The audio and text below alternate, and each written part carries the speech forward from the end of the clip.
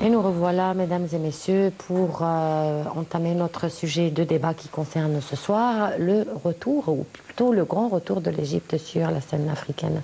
Pour parler de cela, nous avons le plaisir d'avoir avec nous Dr Cherif Amir, chercheur en géopolitique à l'Université de Paris. Nous sommes ravis de vous avoir avec nous. Merci. Alors, avant d'entamer ou de commencer à rentrer dans les détails, on voudrait parler d'une façon générale de l'importance de la conférence africaine qui vient de terminer ses travaux à Sharm el-Cheikh. Tout d'abord, c'est le fruit d'un grand travail qui a été fait depuis 2013, c'est-à-dire depuis le mandat du président Al-Fattah el-Sisi sur la question du dossier de l'Afrique.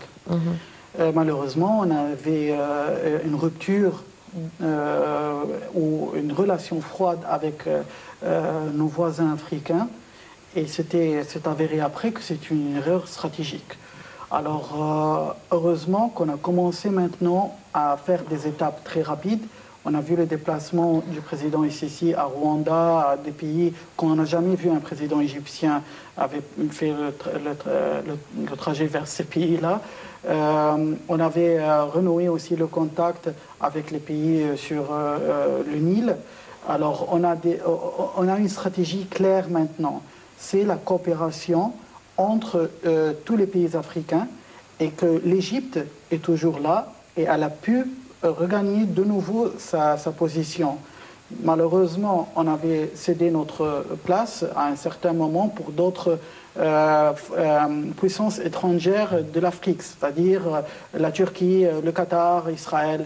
Alors que maintenant, c'est le rôle de l'Égypte de nouveau à dire on est là et on va commencer un nouveau chapitre de coopération et de fraternité. Mais est-ce que vous pensez que ce grand retour de l'Égypte sur la scène africaine, il est uniquement dû à la diplomatie et au rôle qu'a joué la diplomatie égyptienne en ce sens, ou bien c'est aussi dû aux circonstances un petit peu internationales?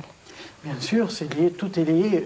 Les circonstances internationales, toujours les pays africains, pour eux, le vieux continent, l'Europe, c'était l'ambition. Même dans le sport, c'était au passage des clubs égyptiens pour aller en Europe après. Toujours la vision, c'était l'Europe.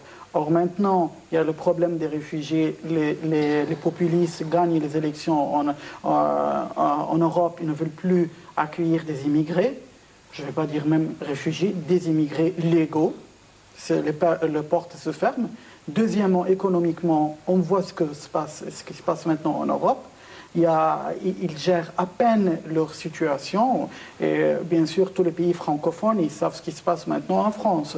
Et qu'il y a une bonne communauté africaine là-bas qui est en double nationalité.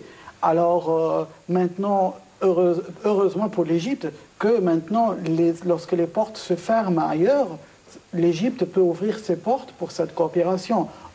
C'est une relation, pas de supériorité d'une force sur l'autre, mais une relation de donner-donner. C'est-à-dire, en échange, on a besoin des matières brutes de l'Afrique, et eux, ils ont besoin aussi des marchés, ils ont besoin des projets sur leur territoire, et nous, on a cette possibilité de le faire.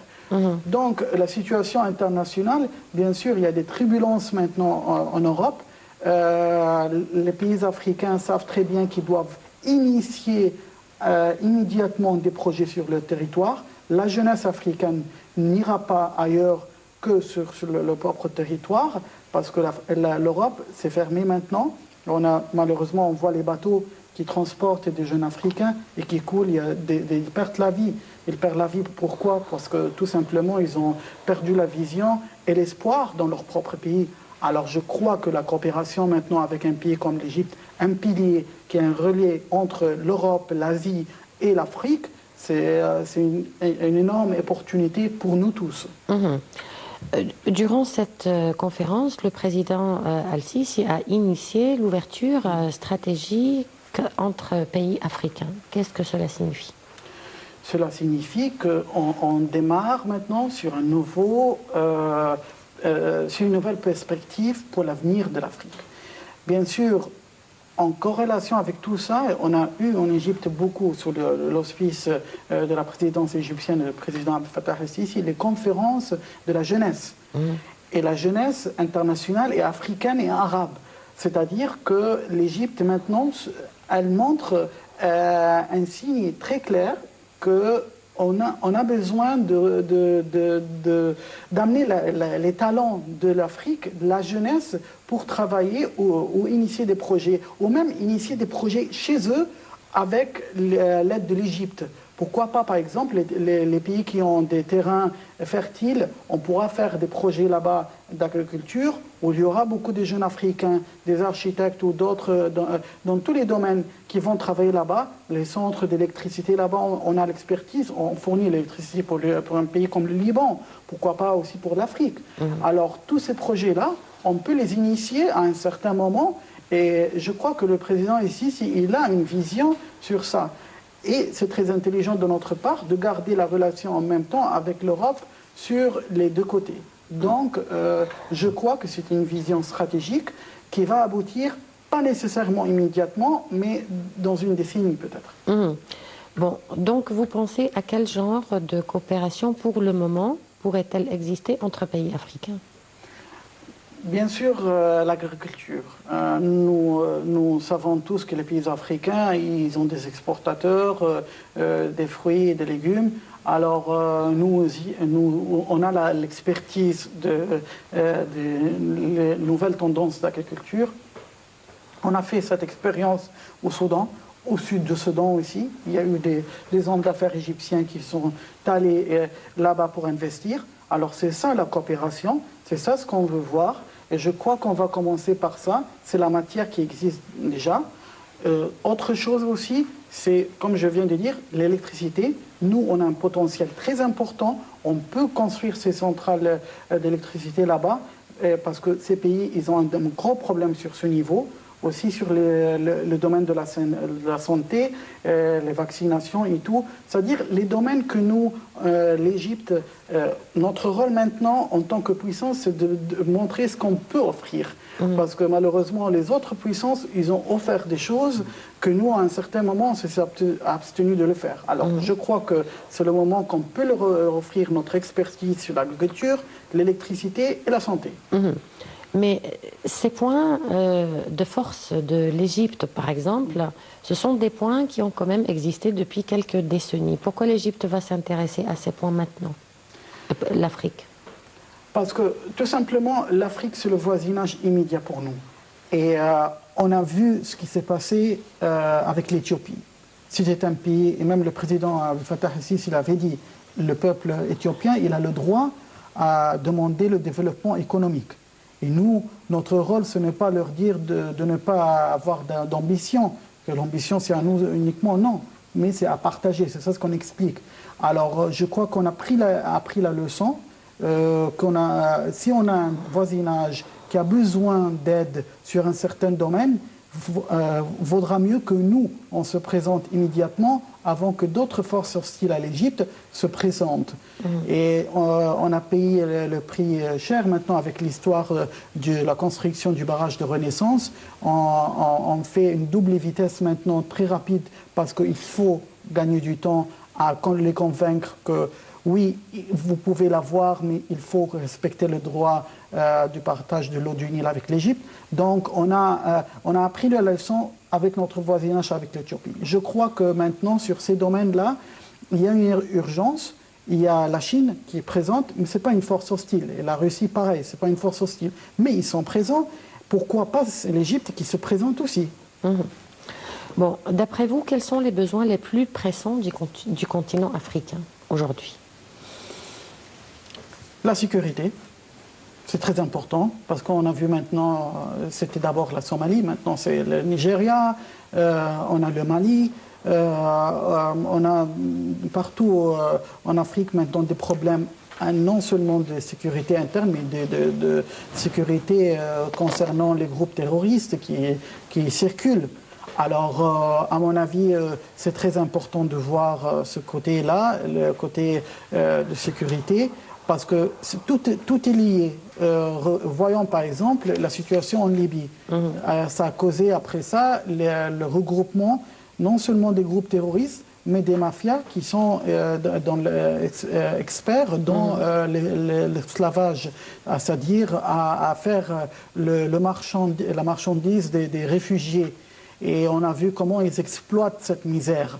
Alors je crois que tout est relié. Et je crois que l'Égypte a un rôle de montrer, on a cette expertise heureusement, de combattre le terrorisme, comment échanger les renseignements, comment mener une guerre avec une tactique de fermer les portes et boucher tout de suite les lacunes qui peuvent amener les jeunes à se radicaliser. Alors on a cette perspective. Je crois que la question de sécurité, c'est une priorité et nous, on a l'expertise. Et cette question, elle a été abordée aussi pendant la conférence Bien de la sûr. sécurité.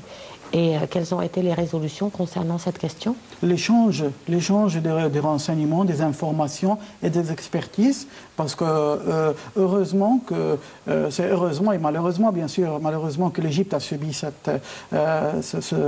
fléau cette calamité de terrorisme, mais heureusement qu'on a été adapté à mener cette guerre qui n'est pas une guerre traditionnelle.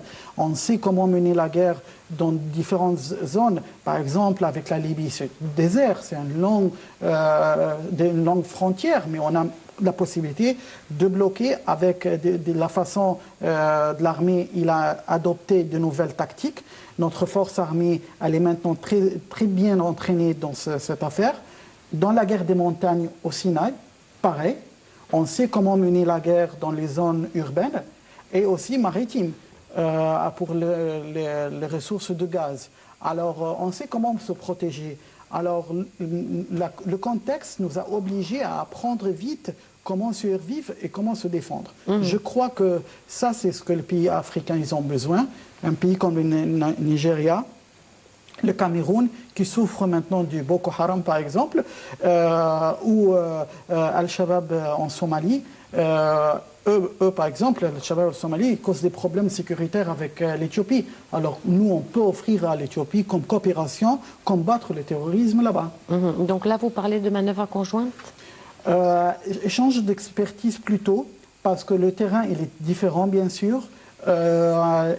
C'est une façon de comment combler les lacunes frontalières, c'est-à-dire lorsqu'il y a des frontières, parce que ce sont des attaques, ils ont des bases dans d'autres pays, comme nous avec la Libye, ils sont en Libye, ils traversent, ils font un acte terroriste, ils le font déjà avec la Tunisie, et ils rentrent après ça dans leur bastion où ils se sont réfugiés dans ce pays.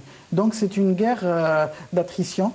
C'est une guerre très différente que les guerres traditionnelles qu'il faut un entraînement. Peut-être des officiers de commando égyptiens peuvent aller là-bas pour donner leur perspective et échanger l'expertise. Le continent africain est un continent très riche en ressources. Comment expliquez-vous ce paradoxe? En dépit de sa richesse, il est dans une situation assez vulnérable aujourd'hui. Malheureusement, c'est le passé, c'est la colonisation qui existait à un certain moment, l'exploitation des pays africains, les conflits tribaux entre les tribus là-bas. Tout ça a causé une régression de toute ambition de ces pays qui ont eu l'indépendance. Parce que l'Égypte, je ne veux pas dire grâce à l'Égypte, parce qu'on est des frères, il faut avoir une approche de fraternité là-dessus. Mais avec l'aide de l'Égypte, ils ont eu la possibilité d'avoir l'indépendance. Là, il fallait que l'Égypte continue aussi la coopération, à leur encourager à ne pas tout dépendre sur l'Occident et l'Afrique. Et voilà, le jour est venu. Maintenant, l'Europe est incapable de les recevoir. Bien sûr, maintenant, la main-d'œuvre, elles n'ont plus besoin de main-d'œuvre nord-africain ou africain parce que tout est sur les machines là-bas. Alors, maintenant, il est le moment à expliquer à la nouvelle génération que les erreurs du passé, il ne faut pas les recommettre, il faut leur expliquer que c'est à vous de travailler pour construire votre pays. Oui, ça c'est sûr, mais nous avons des besoins quand même assez importants aujourd'hui en Afrique, comme l'industrialisation, l'infrastructure en Afrique, des choses qui demandent quand même des années. Bien sûr, des années et de l'argent. Les années et l'argent. Et l'expertise. Et l'expertise. Sauf qu'avec la nouvelle technologie, il y a une certaine rapidité. Par exemple, les centres électriques dont je viens de vous parler, maintenant, ils sont, comme nous, on l'avait ici avec la compagnie allemande Siemens. C'est une très haute technologie qui n'existe pas au Moyen-Orient, nulle part. Et que c'est une technologie qui donne une suffisance et une indépendance dans la matière d'électricité pour l'éternité, si je peux dire. Alors, je crois que ça va prendre du temps. L'expertise, ça va beaucoup aider, mais surtout la volonté. S'il y a une jeunesse qui a une volonté de rester en Afrique, de travailler là-bas, de construire quelque chose et d'oublier pour l'instant nos amis de l'Union européenne qui ont leurs propres problèmes, parce que l'Union européenne, ce n'est pas uniquement la France et l'Allemagne et l'Angleterre, c'est aussi la Pologne et l'Hongrie et qui refusent d'avoir des migrations. Bah, ils n'ont pas tort, parce qu'ils ont vu ce qui se passe ailleurs. Les pays comme l'Allemagne et la France, ils n'arrivent pas à combler le besoin de tout ça. Alors, je crois que la jeunesse africaine, elle comprend maintenant. Et je crois que l'Égypte, maintenant, c'est son rôle. Et pourquoi pas ne pas envoyer des jeunes Égyptiens qui veulent faire des projets à le faire là-bas. Les Libanais, à un certain moment, ils sont partis en Afrique, initier leurs projets comme ils sont des hommes d'affaires.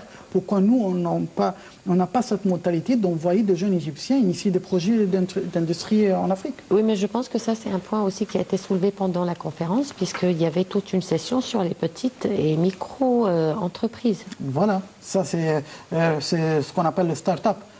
Et c'est très important parce que pour une économie se dresse, il faut quand même des petites entreprises qui commencent à travailler. C'est ça le problème que la France vit maintenant, c'est que le président Macron a pensé à un certain moment à encourager les petites entreprises. Mais sauf que ça déraille un petit peu sur la situation de taxes. Alors je crois qu'en Europe, ça a été fait. Il y a des pays au Moyen-Orient, par exemple, Israël l'a fait. Pourquoi pas ne pas apprendre de ces leçons et de retraduire en Afrique? Je crois qu'il y a ce continent, elle détient une masse de jeunesse, mais ce n'est pas uniquement la matière brute, mais la masse de jeunesse, elle est redoutable. Et au lieu de se faire la guerre et de chercher l'immigration, pourquoi pas que cette masse soit utilisée pour la construction et le développement. Et je crois que ce type de conférences vont donner l'idée claire à ces dirigeants qu'il faut commencer quelque chose. Et heureusement qu'il y a un dirigeant comme le président Sisi qui commence à leur expliquer qu'on doit s'entraider entre nous, parce qu'on n'a pas d'autre choix. Bon, et pour faciliter justement ces start-up en Afrique, surtout pour les jeunes qui vont se déplacer dans un pays africain, est-ce que les gouvernements vont donner des facilités à ces jeunes entrepreneurs? Alors ça, c'est ce qui va... Ça, c'est l'obstacle, la bureaucratie. Bien sûr. Si vous parlez avec des jeunes qui ont l'ambition de faire... La première chose qu'ils vont vous dire, c'est la bureaucratie. Donc il faut trouver d'autres mécanismes? Bien sûr. Il faut d'abord ceux qui sont dans l'administration du pays. Et c'est ça ce que nous, en Égypte, on a commencé à faire avec coopération avec la France sur l'ENA. On veut avoir École nationale d'administration ici. Parce qu'il faut avoir une vision de l'administration. On ne peut pas avoir la même mentalité des années 60, des années 70. Le temps passe très vite. Et je crois que ceux qui sont sur le bureau administratif, ils doivent savoir que le temps passe. Il faut aider ces jeunes. Il faut leur faciliter avoir les possibilités d'autorisation à construire, à travailler. Sinon, bien sûr, on va répéter les échecs du passé. Outre la bureaucratie, je pense qu'ils ont aussi besoin d'un bon encadrement. Ces jeunes, est-ce qu'ils sont suffisamment lucides et suffisamment formés pour pouvoir réussir ces start-up? Bon, on peut commencer des moyennes, petites ou micro-entreprises, mais comment garantir la réussite? Comme je vous dis, ce n'est pas un tabou de copier les idées d'autres pays. Pourquoi pas ne pas chercher, par exemple, aux États-Unis, regardez une compagnie comme Amazon et d'autres, ce sont des jeunes qui ont commencé ça, la vente sur Internet. Ce sont eux qui ont commencé ça, ce sont des jeunes, ce ne sont pas des grandes entreprises.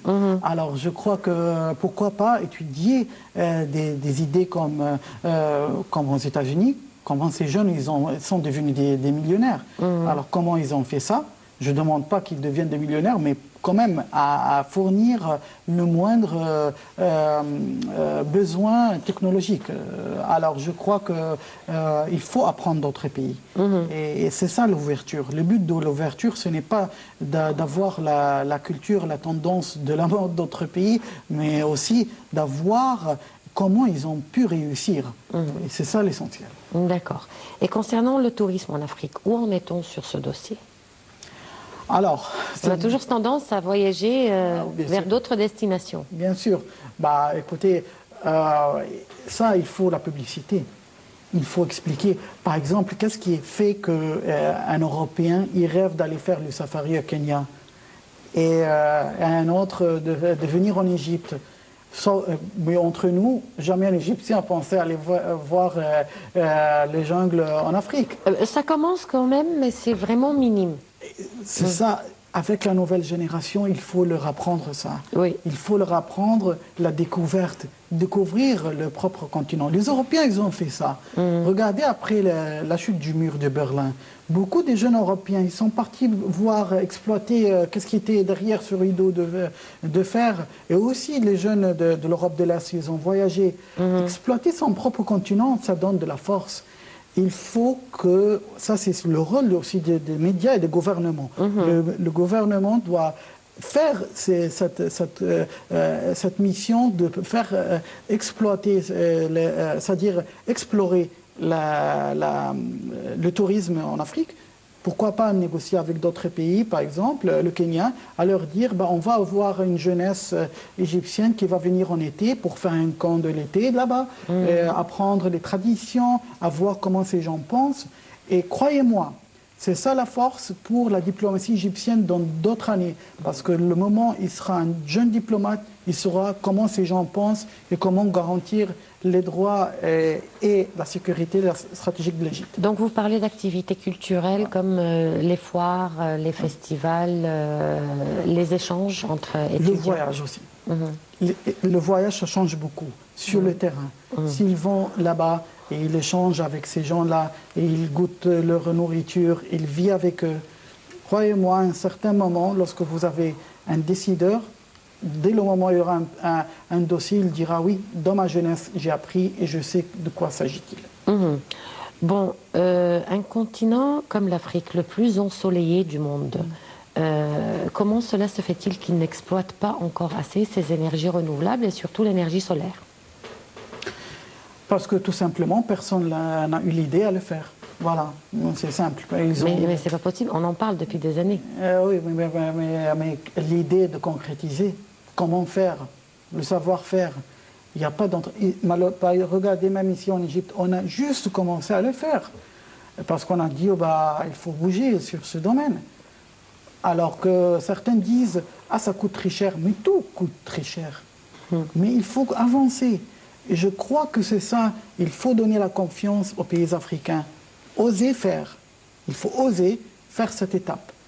Et ne pas dépendre sur l'énergie pétrolière qui existe au Gabon, par exemple, ou d'autres pays. Il faut travailler sur ses propres énergies. Mais la confiance en soi, c'est primordial. Mais outre les défis industriels et économiques, nous avons aussi des défis sur le plan écologique, sur le plan de l'environnement en Afrique, sur la pollution. Aussi la destruction des jungles, la destruction des forêts. Parce que, regardez, par exemple, pour la fabrication des papiers, il faut détruire. Alors, tout ça, c'est la déforestation, c'est-à-dire on détruit notre propre ressource. Alors, je crois que l'écologie, là-bas, c'est très important à le négocier. Aussi, c'est un point que personne n'a eu l'idée à parler de, mais l'Europe, il parle de les animaux qui ont en voie d'extinction. En extinction. Voilà. Les Européens et les Nations Unies. Et beaucoup d'espèces maritimes aussi. Bien sûr. Alors que nous, on n'a jamais pensé, on a un trésor de richesses, de bétail et d'animaux redoutables, qui n'existent pas même en Europe. Alors je crois que tout ça, il faut protéger. Maintenant, il y a des zones qui sont sous protection des États, qu'on ne peut pas faire la chasse à tuer les animaux là-bas. Je crois que c'est très important. Je crois que ceux qui font aussi la coupure des arbres et tout ça, il faut les pénaliser sévèrement, parce que c'est arrivé au Brésil, et on a vu ça en Amazone. Et maintenant, le Brésil, elle essaye de récupérer et de trouver une solution, parce qu'on coupe les arbres d'une façon brute. Alors, il faut faire ça aussi en Afrique. Il faut interdire la chasse, il faut interdire la coupure des arbres, il faut se concentrer à que le continent africain soit les poumons de notre planète. Bon, et toutes ces questions soulevées ne devraient pas figurer sur l'agenda de l'Union africaine? Bien sûr, sauf que l'Union africaine, c'est toujours les problèmes politiques. Regardez par exemple, un pays comme le Maroc, elle a un gros problème avec le problème subsaharien du Sahara occidental. Et elle boycotte. Et on a d'autres problèmes, nous, avec l'Éthiopie, sur la question du Nil. C'est ça le problème. Le sud du Soudan, ils s'entretuent entre eux. C'est ça le problème. Alors, pour mettre en avant ces problèmes, il faut d'abord mettre dans la tête l'idée qu'il faut avoir la paix. Il faut instaurer une coopération et ne pas s'entretuer. Les Européens, après des années qui se sont entretués, ils ont dit, ça suffit, il faut s'asseoir et faire une union. Alors que nous, on a fait une union, on continue à s'entretuer. Oui, mais est-ce que vous pensez que l'Union européenne soit vraiment une réussite?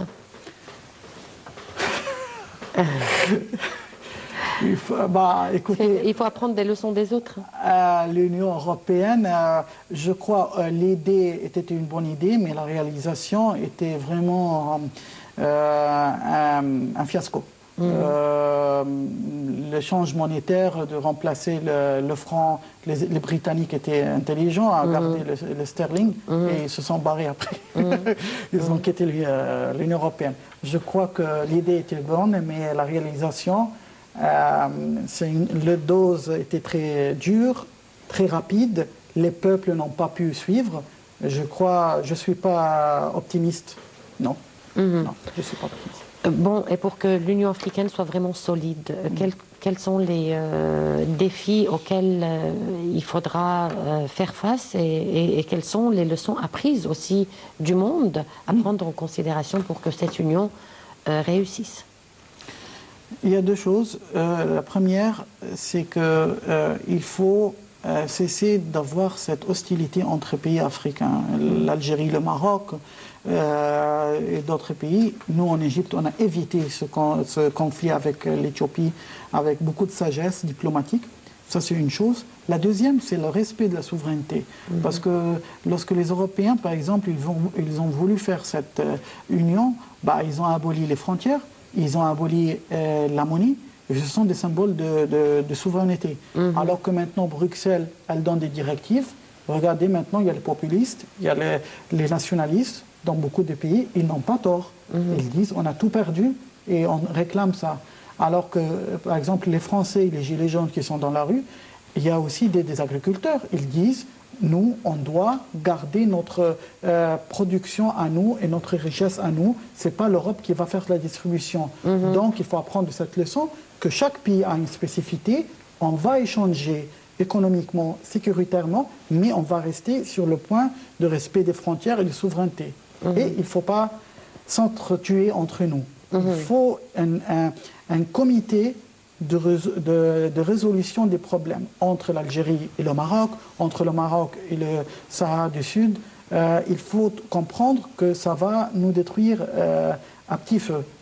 Alors, voilà. Et si l'Afrique avance dans la bonne direction, vous pensez qu'un jour on pourrait parler d'autosuffisance en Afrique? Oui, possible, pourquoi pas. Pourquoi pas. Mais ce ne sera pas cette génération. Ce ne sera pas dans cette génération, bien sûr. Regardez les Européens dans les années 30, et même la Première Guerre, la Deuxième Guerre, c'était un carnage, ils se sont entretués. Mais ce n'est pas la même génération de 1970 qui a commencé à faire l'Union européenne et qui maintenant, en 2018, c'est différent. Alors, il y a des changements de génération, il y a un changement de mentalité. La France a changé drastiquement en mai 68 avec le départ du général de Gaulle. C'était une nouvelle page qui a commencé. Et c'est comme ça, ce sera comme ça. Nous, en Égypte, on a fait ça. On a annulé l'Afrique pour des années. Et lorsqu'en 2013, on s'est réveillé, parce qu'on a eu un jeune leader comme le président Sisi, il a dit ah non, il faut commencer à travailler à notre voisinage. Donc c'est la mentalité de nouvelle génération. Et qu'est-ce qui manquerait à l'Afrique aujourd'hui pour avancer dans cette direction? La volonté, la volonté politique, la volonté, je ne veux pas dire la démocratie, parce qu'il s'est avéré, comme on a vu même dans les affaires de printemps arabe, la théorie de la démocratie elle-même comme un mot à la façon occidentale, ce n'est pas du tout applicable en Égypte ou en Afrique. C'est d'ailleurs la thèse écrite par le président Al-Fatah Sisi lorsqu'il était jeune chercheur dans les affaires études militaires. Il a fait une thèse là-dessus, où la démocratisation, il a dit, on ne peut pas l'appliquer à l'occidental dans les pays arabes et musulmans. Et aussi pareil en Afrique. Alors je ne veux pas dire le mot démocratie. Il y a des problèmes tribaux, il y a des problèmes du passé. Je crois que la conscience politique, ça va changer. Bon, ma dernière question, quels sont les plus importants apports que l'Égypte pourrait apporter à l'Afrique maintenant? L'échange d'expertise que nous, on a eu sur plusieurs domaines. La première, c'est l'expertise sécuritaire. Beaucoup de pays africains riches comme le Niger souffrent du terrorisme. Il faut leur offrir ça. Et aussi l'expertise du développement économique. On a pris des pas que vraiment aucun pays africain a pris sur l'économie. On a fait des sacrifices énormes sans se révolter, sans rien faire. Et on a pris ce fardeau. Ça, c'est un exemple qu'on peut le montrer. Et troisièmement, c'est aussi la jeunesse. Il faut leur montrer que notre jeunesse a besoin de l'Afrique et la jeunesse africaine a besoin de l'Égypte. Docteur Cherif Amir, chercheur en géopolitique à l'Université de Paris, je vous remercie d'avoir répondu à notre invitation. Merci. Et je vous remercie aussi de nous avoir suivis. On se retrouve donc demain à la même heure avec une nouvelle édition de Direct et un nouveau collègue.